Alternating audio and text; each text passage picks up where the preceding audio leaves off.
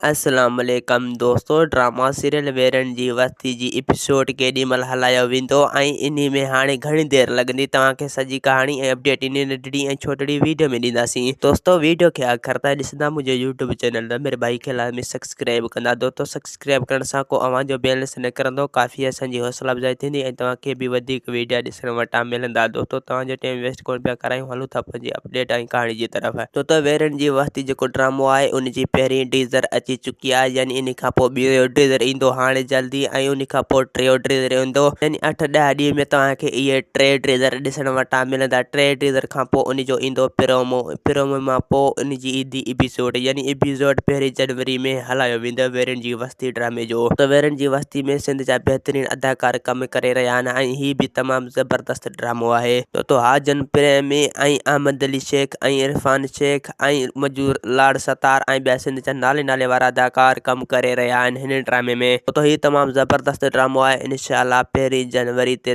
तव्हांखे ॾिसण वटां ज़रूरु मिलंदो।